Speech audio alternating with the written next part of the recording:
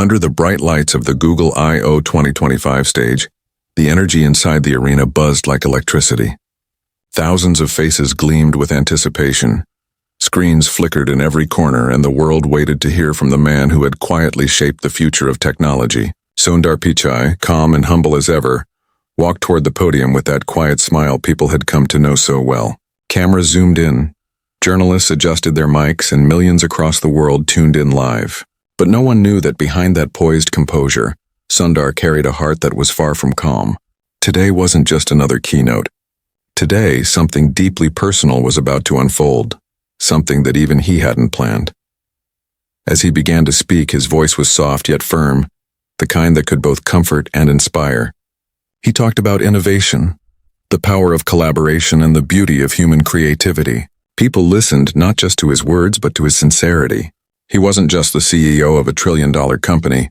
He was a man who believed in possibility.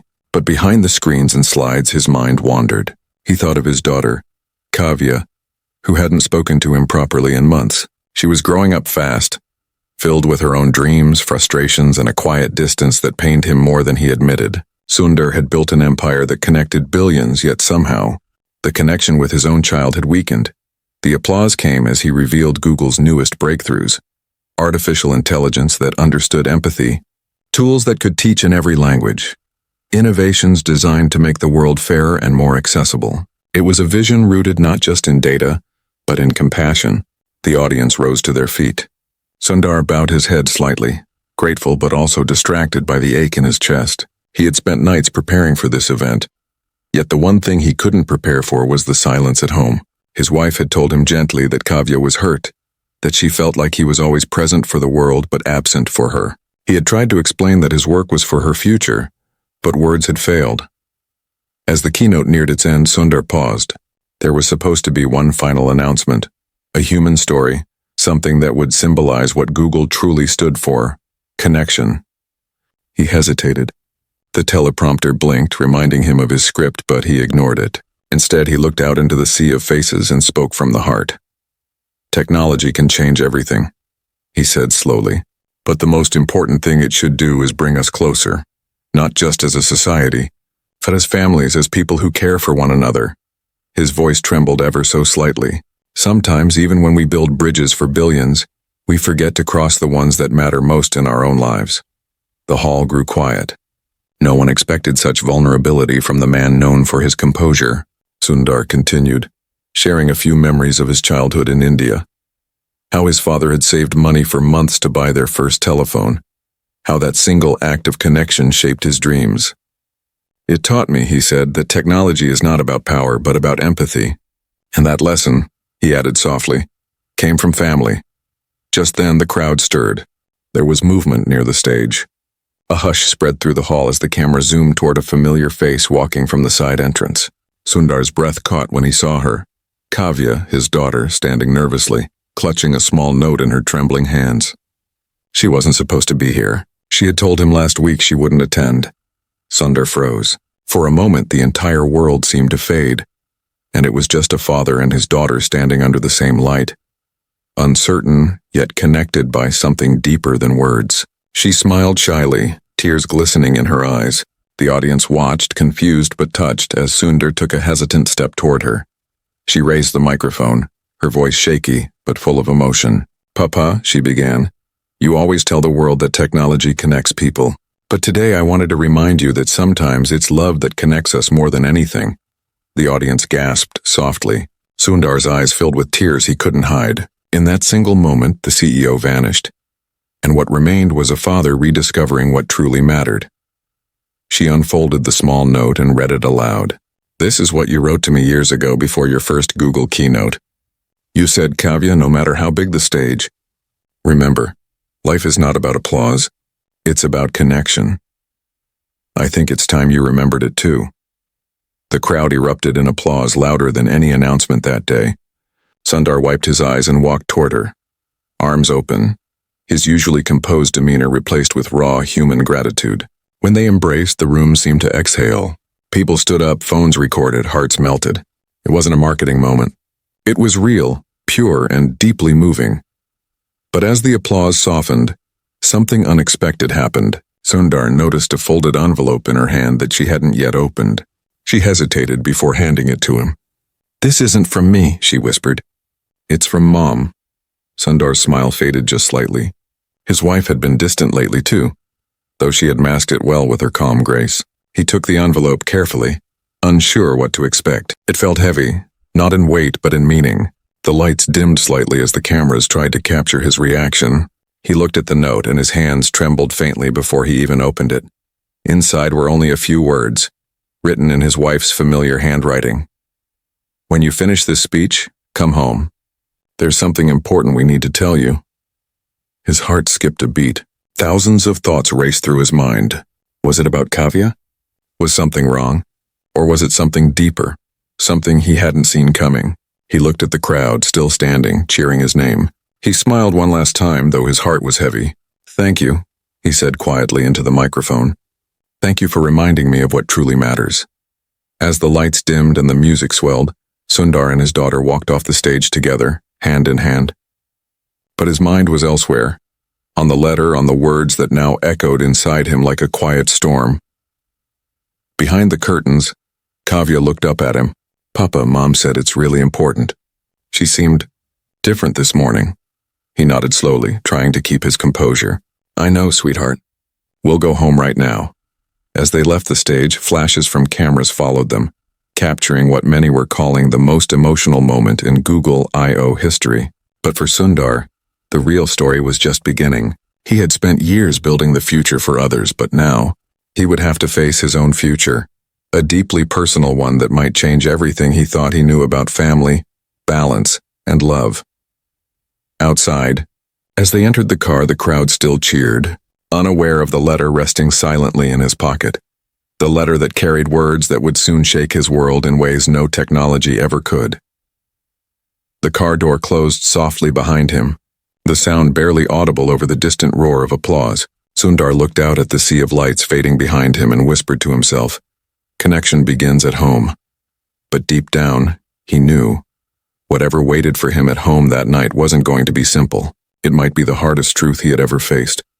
And with that thought, the car disappeared into the night, leaving behind the glowing stage, the thunder of applause, and a world that had no idea what was about to unfold next. The story had only just begun. The drive from the venue to Sundar's home felt longer than usual, even though it was barely 40 minutes. Outside, the streets of Mountain View glowed beneath the calm California night. But inside the car, the silence between father and daughter carried a strange weight. Kavya sat beside him, her small hand fidgeting with the strap of her bag, occasionally glancing at her father's reflection in the tinted window. Sundar tried to smile, to say something light to ease the tension, but the words didn't come. His thoughts were trapped inside the folded letter that rested in his coat pocket. A few words written by his wife that had already unsettled his heart. He replayed the moment on stage in his mind, her unexpected appearance, the way her voice trembled as she spoke, the softness in her eyes when she handed him that note. It had felt like a dream. He had spent his life mastering control, both of emotions and of technology. But today had reminded him that the most powerful systems in the world still couldn't predict the human heart. He wanted to ask Kavya why she decided to come, who told her to appear, whether her mother had planned it. But for some reason, he hesitated. Instead, he turned to her and said quietly, "You were brave today." Kavya smiled shyly. "I just wanted you to remember." "Remember what?" he asked gently. "That you're still my papa, not just Google's papa," she said. He chuckled softly, but there was a lump in his throat. "You're right," he whispered. "I forgot that for a while." The rest of the ride passed in quiet reflection. When they reached home, the familiar smell of jasmine from the garden greeted them. The house stood in silence, lights dimmed as if waiting for their arrival. Sundar's wife, Anjali, stood by the living room window, her expression calm but unreadable. She was wearing a simple cream sari, her hair tied loosely. When she saw them, her lips curved into a faint smile, though her eyes told a different story. "You did well today," she said softly to Sundar. "Thank you," he replied, setting down his bag. "But what's going on, Anjali? Your note—" It sounded serious. Anjali exchanged a glance with Kavya before gesturing for them to sit. She took a deep breath. "There's something we've been keeping from you for a while. Something we thought we could handle on our own, but it's time you knew." Sundar's chest tightened. What is it? Anjali looked down at her hands, twisting her wedding ring slowly. It's about Kavya. He turned to his daughter, who was suddenly quiet, her fingers clasped tightly together. Kavya has been feeling unwell for some time, Anjali continued. We took her for some tests a few weeks ago while you were in Europe. The air in the room grew heavy. Sundar leaned forward. Unwell? What kind of tests? Neurological ones, Anjali whispered. She's been having frequent headaches, memory lapses, and the doctor said we needed to be cautious. They found something. Sundar's heart began to race. Found what? Anjali's voice trembled. A small lesion? In her brain. They're not sure yet if it's benign or something more serious. We're waiting for a full diagnosis. For a moment, Sundar couldn't breathe. The room seemed to tilt slightly, and the steady hum of the air conditioner grew unbearably loud. He looked at Kavya, who was trying to stay strong, blinking away the tears that threatened to fall. Why didn't you tell me? He finally whispered, his voice cracking. Anjali's eyes glistened. Because you had enough on your plate. You were preparing for the keynote, and I didn't want to distract you. I wanted to wait until after today. Sundar stood up abruptly, pacing the room. His mind was a storm of guilt and fear. He had been so consumed with algorithms, deadlines, and product launches that he hadn't even noticed the signs. All those late nights when she said she was tired, when she skipped dinner, when she seemed distant, he had brushed them off as teenage moods. We should have told you sooner, Kavya said softly, breaking the silence. But I didn't want to worry you, Papa. I know how much this event meant to you. He knelt in front of her, taking her small hands in his. No event is more important than you, he said, his voice trembling. Nothing ever will be. For a long time, the three of them sat together, bound by the quiet pain of truth and the fragile comfort of togetherness. Later that night, after Kavya had gone to her room, Sundar and Anjali sat on the balcony. The moonlight fell softly across the garden, painting the world in pale silver. How bad is it? He asked finally. Anjali sighed. We don't know yet. The doctors said they need another scan next week to be certain, but even if it's benign, she might need treatment. Sundar stared at the stars, his hands trembling slightly. I've faced challenges before, but this, I don't know how to process it. Anjali placed her hand over his. You'll be there for her. That's all she needs. He nodded, but his mind was already racing. He thought about all the things he had sacrificed, time, moments, memories. He had built a company that could change the world, but somehow he had failed to protect the one world that truly mattered. His family. That night he sat by Kavya's bedside long after she fell asleep. He watched her breathing softly, her face peaceful under the dim glow of the night lamp. His phone buzzed with congratulatory messages from executives, reporters, and colleagues across the world, but he didn't answer a single one. Instead, he whispered to himself, I will make it right. I promise. The next morning, Sundar woke early before the sun had even risen. He walked into his study and stared at the wall filled with innovation roadmaps and project plans. Every inch of that wall represented years of progress, ambition, and global change. But for the first time, he realized that none of it mattered without balance. He picked up a framed photo from his desk, a picture of Kavya when she was 5, holding a small robot she had built with him using scraps of plastic and old wires.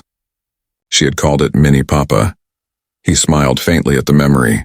Then quietly he made a decision that would surprise everyone at Google.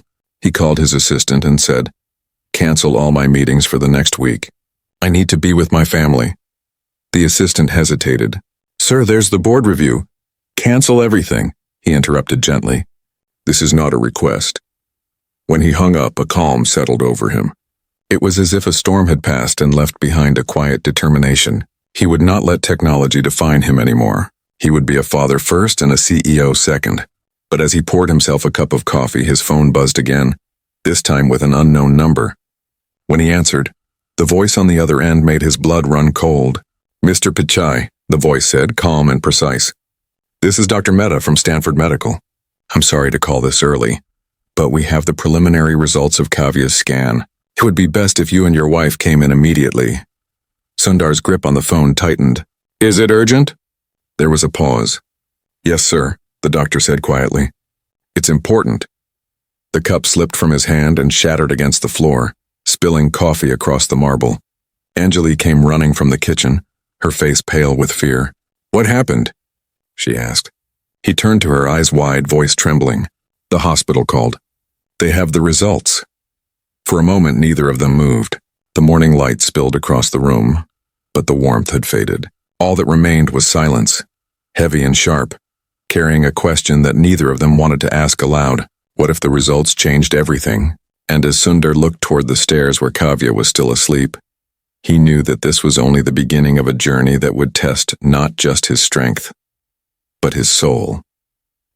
The hospital corridor was quiet except for the soft hum of machines and the faint footsteps echoing against the polished floors. Sundar walked beside Anjali, his hands clenched tightly, trying to control the storm of emotions inside him. Every step felt heavier than the last. The white walls, the smell of antiseptic, the distant beeping of monitors. It all seemed distant, unreal, like a dream he wished he could wake from. Kavya was still at home with her grandmother, unaware of how serious the call had sounded. Sundar wanted to believe that everything was fine, that the doctor would walk in with a reassuring smile and tell them it was nothing. But deep down, a small voice whispered otherwise.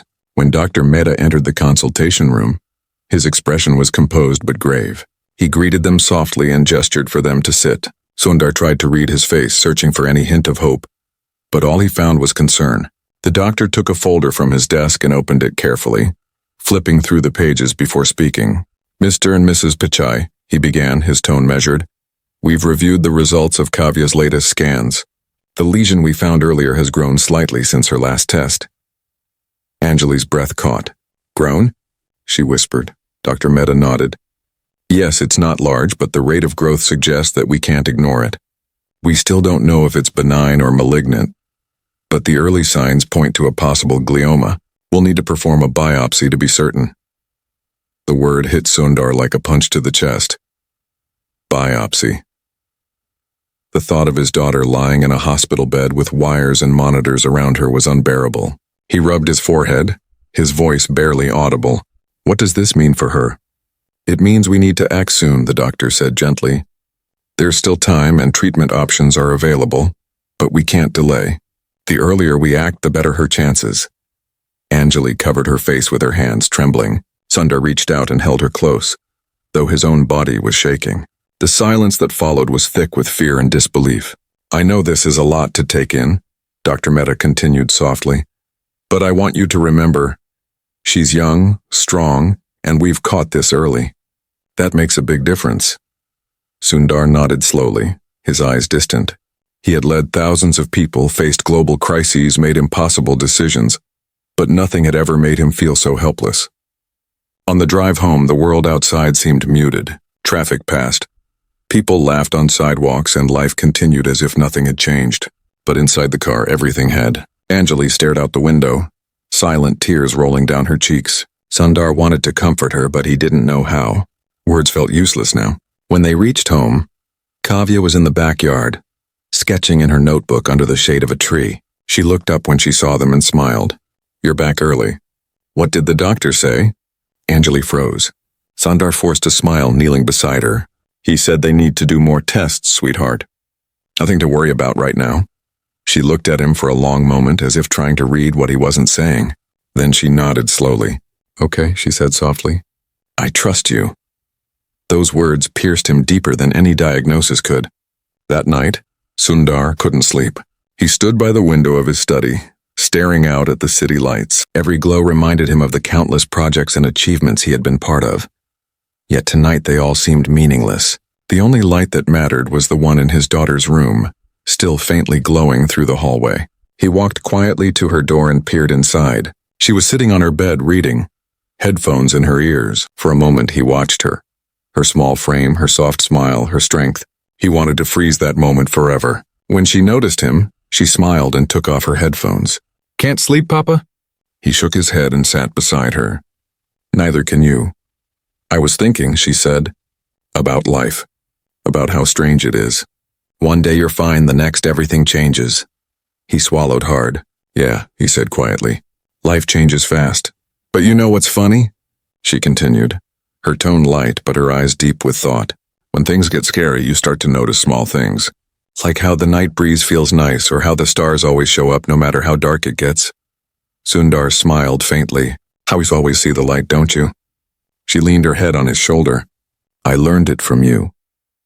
He wrapped an arm around her gently, trying not to let his tears fall. "I'm proud of you," he whispered. "You don't say that often," she teased softly.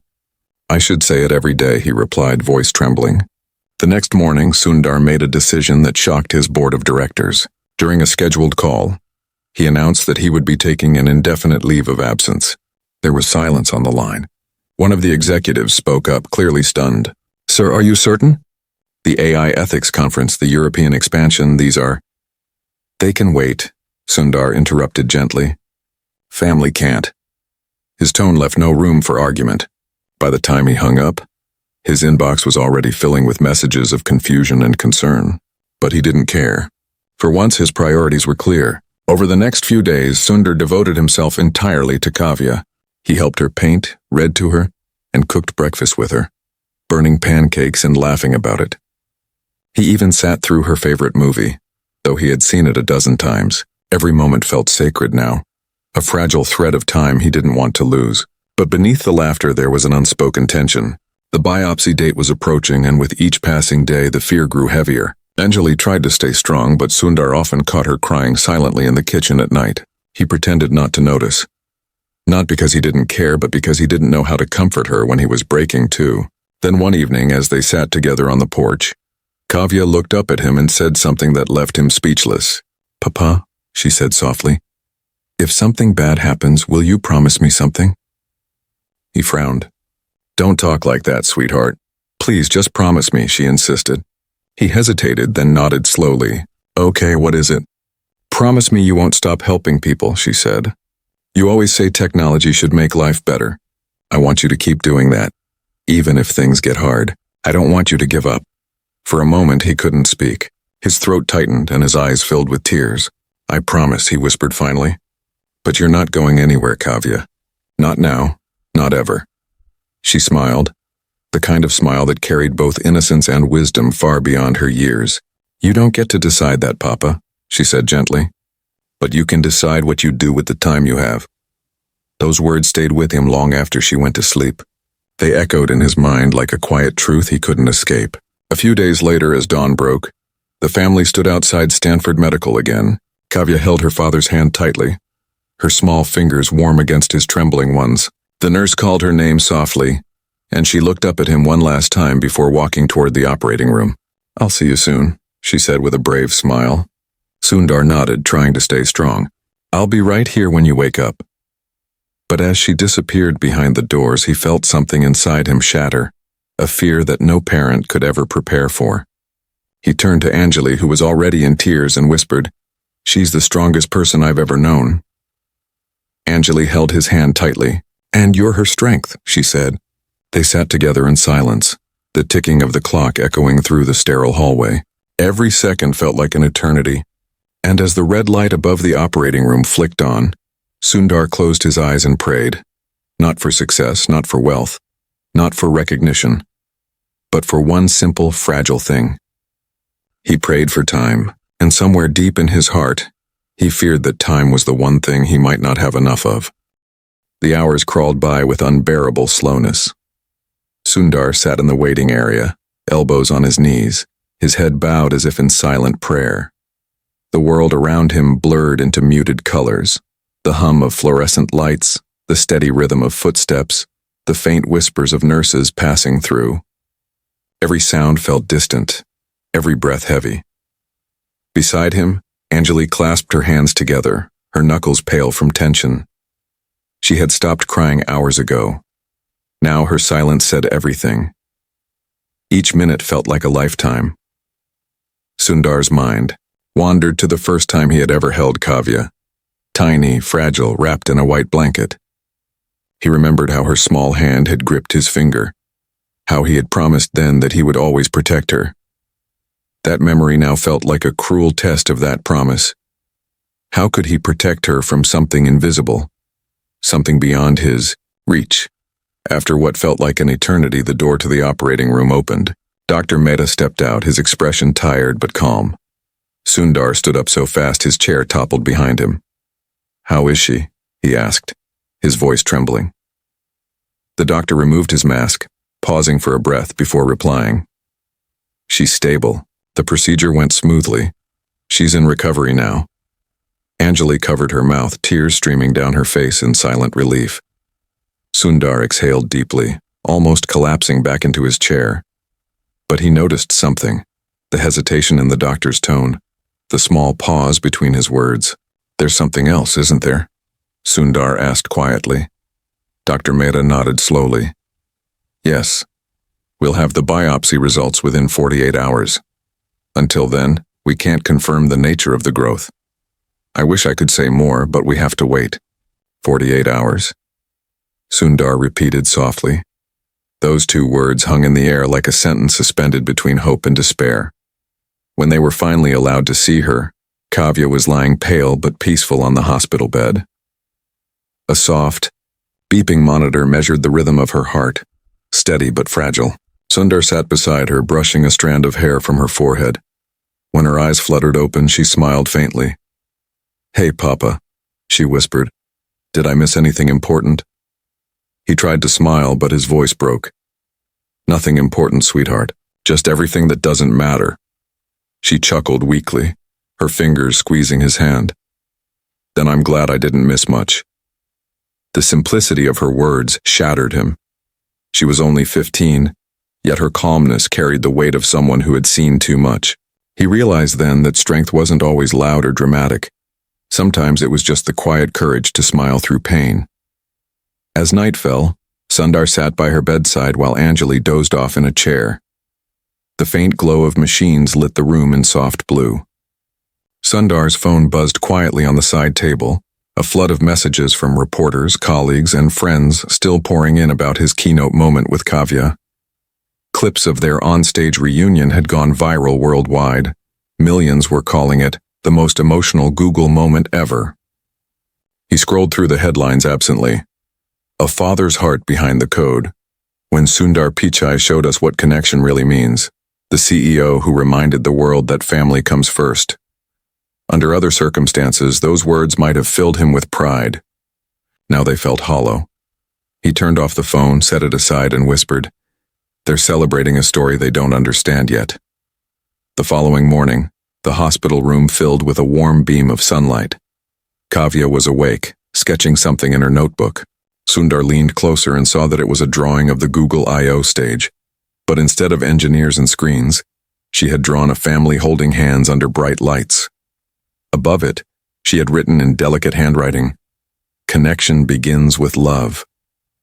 That's beautiful, he said softly. It's what you said on stage, she replied with a small grin. I think you finally meant it. Her words made him laugh quietly, but his laughter faded when he saw the nurse entering with a file in her hand. Mr. Pichai, Dr. Mehta would like to see you and your wife in his office, she said politely. Sundar exchanged a glance with Anjali. She looked pale again, her hands trembling. He kissed Kavya's forehead gently. We'll be right back, sweetheart. Don't worry.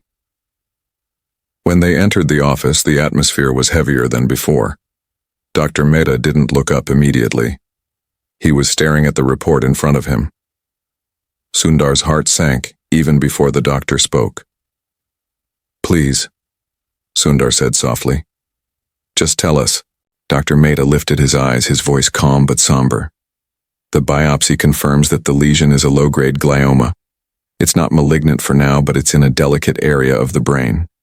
Surgery could remove part of it, but not entirely without risk. Anjali gasped, covering her face while Sundar sat frozen, his mind spinning. So what do we do? He asked quietly. We monitor it closely, Dr. Mehta explained. We'll need regular scans, and if it shows signs of growth again, we'll act immediately. For now, focus on her recovery and keeping her stress low. She can live a normal life, but she'll need care. How long? Sundar started, his voice trembling. How long before it might get worse? The doctor hesitated. There's no fixed timeline. Could be years, could be sooner. Every case is different. Those words echoed in his mind as they left the room. Years, or sooner. In the car ride home, the silence between them was deafening. Anjali stared out the window, whispering prayers under her breath. Sundar, meanwhile, stared straight ahead, his knuckles white on the steering wheel. Somewhere deep inside, a quiet anger began to grow, not at anyone, but at himself, at fate, at the idea that someone so innocent had to carry such a burden. When they reached home, Kavya greeted them with a smile that could have melted the coldest heart. "See?" she said brightly. "I told you I'm fine." Sundar forced a smile, but something inside him broke. He excused himself, went upstairs and closed the door to his study. For the first time in years, he cried. Not the quiet, hidden tears of exhaustion, but the deep, helpless sobs of a father who felt powerless. After what felt like hours, he wiped his face and looked at the cluttered desk in front of him. Among the piles of notes and devices sat a small framed quote, a gift from Kavya when she was 10. It read, "Build things that make people feel, not just think." He stared at it for a long time and something shifted within him. Maybe he couldn't fix what was happening inside his daughter's brain, but he could change the world she lived in. He could make technology more human, not for profit, not for numbers, but for people like her. That night, he sent an email to his leadership team. "I'll be working from home for the foreseeable future. I'm starting a new project, something personal, something that matters." He didn't explain further, and he didn't need to. Over the next few weeks, Sundar began developing an idea unlike anything Google had done before, a system designed not to predict ads or automate searches, but to sense emotion, to detect distress through voice and behavior, to remind people to rest, breathe, and reach out. He called it Project Kavya. It was his way of giving meaning to her struggle, of turning pain into purpose. As he coded late into the night, he often heard her soft footsteps by the door. She'd peek in, smiling sleepily. "You're still working?"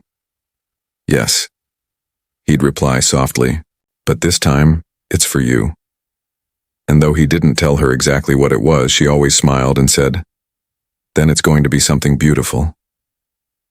But one night, weeks later, as he worked in silence, he heard a noise from her room, a faint thud, followed by stillness. His heart stopped. He rushed to her door, calling her name. No response. When he entered, his world froze. She was lying on the floor beside her bed, her sketchbook scattered beside her. "Kavya!" he shouted, his voice breaking. He fell to his knees, holding her limp body, calling her name over and over. Anjali screamed from the hallway, rushing in. The world became chaos. Sirens, rushing paramedics, flashing lights. Sundar rode in the ambulance beside her, gripping her hand tightly, whispering prayers he didn't even believe he remembered. As they reached the hospital, the doors burst open and doctors flooded in. Sundar stood helplessly as they wheeled her away. And as the elevator doors closed, shutting her from his sight once again, Sundar's whispered promise echoed in the cold air. "Please, just give me another chance to keep my promise."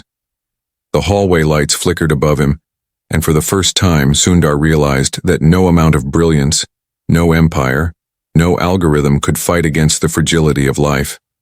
The man who built bridges for billions now stood powerless in a hospital corridor, waiting once again, this time for a miracle. The night after the collapse was the longest of Sundar's life. The hospital corridor outside the emergency ward was silent, except for the soft hum of machines and the occasional squeak of rubber soles against the floor. The fluorescent lights buzzed faintly overhead, casting everything in a sterile, pale glow that seemed to drain color from the world. Sundar sat motionless, elbows resting on his knees, hands clasped so tightly his knuckles had turned white. Beside him, Anjali sat in quiet tears, whispering prayers under her breath, her eyes fixed on the red light above the intensive care room door that had not turned off for hours. Each second stretched into eternity. Sundar's mind kept replaying the moment he had found her, the way her body had gone limp in his arms, her hair tangled against her face, her small hand still clutching the corner of her sketchbook. That image had carved itself into his soul like a scar. He kept telling himself she was strong, that she would wake up just as she had before. But a darker voice whispered in the back of his mind, what if this time she didn't? Around 3 a.m, Dr. Mehta finally stepped out. His face was drawn, tired, his eyes heavy with the weight of hard truth. Sundar stood up instantly, his heart racing. "Please," he said, his voice breaking, "just tell me she's alive." "She's stable," the doctor said softly. "But she's in a coma. Her brain pressure spiked unexpectedly, due to swelling around the lesion. We managed to reduce it for now, but she's unresponsive. We don't know when she'll wake up. Anjali gasped, her body shaking with silent sobs. Sundar felt the world tilt beneath him, the air suddenly heavy and sharp. He gripped the edge of the wall for balance, staring blankly ahead. How long could it last? He asked in a hoarse whisper. It's impossible to say, the doctor replied. Some wake within days, others take weeks. Sometimes longer. Those last words echoed in his mind long after the doctor left. Sundar walked to the glass window separating him from his daughter's bed. She looked so peaceful, so fragile, surrounded by machines and tubes. Her hair spread like a halo across the white pillow, her face calm as if she were only sleeping. He pressed his palm against the glass, whispering, I'm here, sweetheart. I'm not going anywhere. The following days blurred together. Sundar and Anjali barely left the hospital. He refused to return to his office, despite endless messages from the board, investors, and the media. All he cared about now was the slow, rhythmic sound of the monitor beside Kavya's bed, the faint, mechanical heartbeat that told him she was still here. But as the days passed, the uncertainty began to eat away at him. One evening, when the nurse stepped out, Sundar sat alone beside her bed and began to talk to her. You know, he said quietly, you once told me to keep helping people, to never give up. I've been thinking about that a lot. I started something new, something I named after you. It's not finished yet, but it's going to help people like you, people who need hope. His voice broke, but I can't do it without you. I need you to wake up, Kavya. I need you to see it. His words trembled in the still air, unanswered. He reached out, took her hand gently and closed his eyes.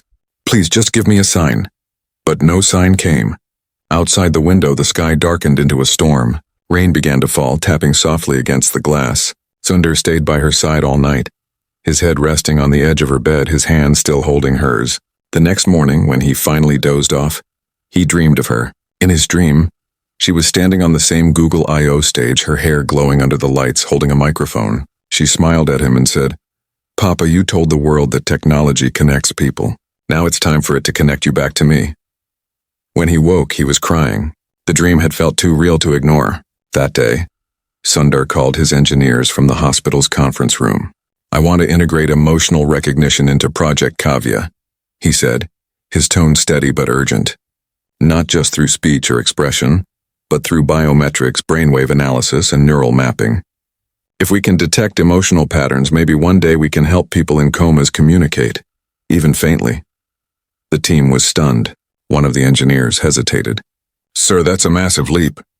We'd need medical integration, hospital data access, and neuro approval. Then we'll get it, Sundar said firmly. Whatever it takes. For weeks, he worked relentlessly from the hospital, coordinating scientists, neurologists, and AI researchers from around the world. Anjali worried about his health. He barely ate, barely slept, but she understood. He wasn't just trying to save his daughter's life. He was trying to give meaning to her silence. Months passed. Kavya remained in the coma, her body unchanged but her vitals steady. Sundar never stopped visiting, talking to her, reading her favorite books, playing her favorite songs, and every evening, he'd bring his laptop and work beside her bed, writing lines of code while glancing at her face between keystrokes. Then one afternoon, as he ran the first test of Project Kavya's prototype, a neural response interface designed to detect emotional activity in nonverbal patients, something happened. The monitor beside Kavya flickered slightly. The readings shifted. A faint but distinct pulse of activity appeared on the screen. Sundar froze. He looked at the monitor, then at her face. Kavya? He whispered. The nurse entered, confused. Sir? Look, he said, pointing at the screen. She's responding. The nurse hurried to call the doctor. Moments later, Dr. Mehta rushed in, scanning the data, his brow furrowed in disbelief. This isn't random. It's responsive. Her brain activity spiked the moment you spoke. Anjali, who had just entered, covered her mouth, tears streaming down her face. She heard him, she whispered. She heard him. Sundar's hands trembled as he leaned closer to her. Kavya, it's Papa. If you can hear me, just try to show me anything. The monitor pulsed again, stronger this time. Unmistakable. It wasn't full consciousness. She didn't open her eyes or move, but it was the first real sign that she was still there, listening, fighting, waiting. Sundar fell to his knees beside her bed. tears pouring freely. For the first time in months, hope filled the room like light breaking through darkness. Dr. Mehta looked at him in awe. Whatever this technology is, it's remarkable. It's bridging something medicine hasn't before. Sundar smiled faintly through his tears. It's not technology, he whispered. It's love translated into code. Word of the event spread quickly. Soon, scientists across the world wanted to collaborate. Project Kavya became a symbol of hope. Proof that emotion and innovation could coexist, that empathy could be engineered into the heart of technology. Weeks later, during a quiet evening, Sundar sat beside her again. The monitors hummed softly, her breathing steady. He placed his hand gently over hers and whispered, "The world knows your name now, Kavya. You've inspired millions. But I'm still waiting for just one thing, for you to open your eyes." For a long time, there was only silence. Then, almost imperceptibly, her fingers twitched beneath his hand. Anjali gasped. Sundar froze, his heart pounding. He looked at her face, and for the briefest second, he saw her eyelids tremble. "Kavya?" he whispered, voice shaking. Her lips parted slightly, and a faint breath escaped, a whisper softer than the wind. "Papa." The room fell silent. Sundar stared at her, unable to move, tears blurring his vision. She was awake, weak, fragile, but awake. He took her hand in both of his and whispered, "Welcome back, my angel." And for the first time in months, he allowed himself to believe that miracles were real. Outside, the sun broke through the clouds, flooding the hospital room with warm golden light. Sundar looked at the light on her face and thought of everything they had endured. The pain, the fear, the sleepless nights, and realized something profound. Technology could build bridges, but love could bring someone home. And as Kavya's small smile returned, the hum of machines around them faded into the background, replaced by the sound Sundar had prayed for every night since that first collapse. His daughter's voice whispering softly, "I missed you, Papa." He laughed through his tears, holding her close. "I missed you more than the world will ever know." And though the road ahead would still be long in that moment, time itself seemed to pause, bowing before the power of love, resilience, and a father's unbreakable promise. The morning sunlight poured gently through the hospital window, bathing the room in a soft golden warmth. The machines that had once filled the silence with anxious beeping now hummed in quiet rhythm, no longer sounding like reminders of fragility, but whispers of life returning. Sundar sat by Kavya's bed, his hand wrapped around hers, unable to stop watching her breathe. Every rise and fall of her chest felt like a gift. Every blink of her eyes, every faint smile was a miracle that words could never describe. She was weak, her voice soft, her movements slow, but she was awake. And that changed everything. When the doctors came in that morning, their faces carried cautious smiles. "She's recovering well," Dr. Mehta said, his tone lighter than Sundar had ever heard it. "It will take time, therapy, patience, but she's responding better than we expected. Her progress is nothing short of remarkable." Anjali, standing beside the bed, pressed her hands together and whispered a thank you under her breath. Sundar didn't speak. He simply looked at his daughter, eyes glistening, heart full. He knew she wasn't out of danger yet, but hope had finally returned to his life, and it felt like the first breath after drowning. For the next few weeks, Sundar and Anjali stayed by her side, day and night. The hospital became their home, and every day was a new beginning. Kavya's voice grew stronger, her laughter returning in small bursts that filled the sterile room with life again. Sometimes she'd joke about the doctors or ask for her favorite books, and sometimes she'd simply sit quietly, looking out the window at the world she'd almost left behind. One evening, as the sun dipped low and painted the sky in shades of pink and gold, Sundar sat beside her as she drew in her sketchbook. He noticed she was drawing something new, a pair of hands, one large and one small, reaching for each other across a glowing screen. "What's that?" he asked gently. She smiled, her pencil moving slowly across the page. "It's you and me," she said. "This time I'm the one connecting us." His throat tightened. "You've always been the connection, sweetheart," he whispered. She looked up at him thoughtfully. "You know, Papa," she said, "when I was gone, it didn't feel like nothing. It felt like floating in a place without sound or pain, but I could feel your voice somehow. It wasn't words. It was energy, like warmth, like home." Sundar swallowed hard, tears filling his eyes. "That was me," he said quietly. "I never stopped talking to you. I never stopped believing you could hear me." She reached out and touched his cheek. "I did." Those two words were enough to undo him. He broke down quietly, pulling her into his arms. She was fragile, thin from the months of illness, but when she hugged him back, it was with a strength that felt infinite. In the weeks that followed, Sundar continued to refine Project Kavya, turning it from a desperate experiment into something larger than himself. He collaborated with neurologists and hospitals around the world, helping develop technology that could detect subtle emotional or cognitive responses in coma patients, signals that might otherwise be invisible. The goal wasn't profit or recognition, it was compassion. It was about making sure that no parent, no family, would ever have to feel as helpless as he once did. He worked with quiet dedication, often at night while Kavya slept beside him, her gentle breathing grounding him.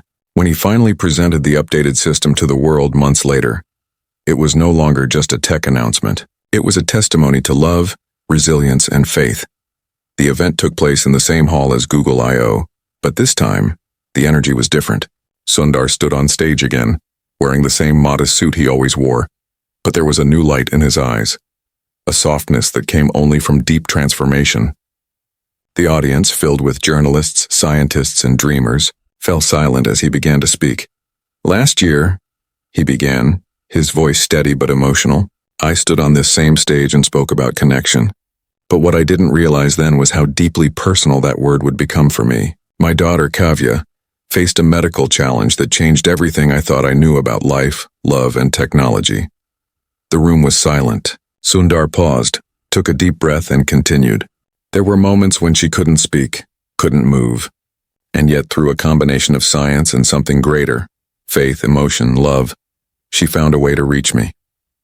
Project Kavya began as a desperate attempt by a father. Today it's a symbol of what's possible when we build not just with our minds but with our hearts. The crowd erupted in applause, but Sundar wasn't finished. She's here with me today, he said softly, his voice trembling. She's the real hero of this story. The spotlight shifted, and from the side of the stage, Kavya appeared, walking slowly but steadily, supported by a cane. The audience rose to their feet in astonishment and awe. She waved shyly, her smile radiant under the lights. Sundar met her halfway, his hand reaching for hers as the hall filled with applause that seemed to go on forever. When they stood together at the center of the stage, she took the microphone from his hand and looked out at the crowd. My papa taught me that technology connects the world, she said softly. But I learned that love connects us to life itself. Her voice trembled, but she smiled through it. If you ever feel alone, just remember someone out there is trying to reach you. And sometimes, even when everything seems lost, love finds a signal. The crowd was in tears. Reporters lowered their cameras. Engineers wiped their eyes. There was something pure and sacred in that moment that transcended the event. It wasn't about innovation anymore. It was about humanity. After the event, as the lights dimmed and the audience dispersed, Sundar and Kavya stood together backstage. She looked at him and said, You know, Papa, I think this was your best keynote ever. He smiled, brushing a tear from her cheek. No, he said softly. This was ours. They walked outside into the quiet night. The air smelled of rain and jasmine, the same scent that used to fill their garden at home. Kavya looked up at the stars, her face peaceful. Do you think everything happens for a reason? She asked. Sundar looked at her thoughtfully. Maybe not everything, he said. But sometimes the hardest things give us the chance to become who we're meant to be. She smiled, her hand slipping into his. Then I think we became who we were meant to be. As they walked toward the car, the city lights reflected softly in the distance. For Sundar, those lights no longer symbolized ambition or success. They symbolized gratitude. They were reminders that every spark of brilliance, every code written, every dream pursued, all of it meant nothing without love at its center. In the days that followed, Project Kavya spread across the world. Hospitals adopted it. Families reunited with loved ones they thought were lost, and scientists marveled at how empathy had finally entered the heart of technology. Sundar didn't seek recognition, but he received it nonetheless. Awards, honors, and tributes from nations and universities. Yet every time he stood on a stage, he spoke only of one thing. Technology can change the world, he would say, but love changes us first. And when we build from love, everything we create becomes more human. Months later, as life returned to quiet normalcy, Sundar sat with Kavya in the garden one evening. She was stronger now, her laughter brighter than ever. They watched the sunset together, the sky glowing with hues of orange and violet. She turned to him and said, "Papa, do you ever wonder what would have happened if I hadn't woken up?" He looked at her with a soft smile. "I think you still would have changed the world," he said. "You already did."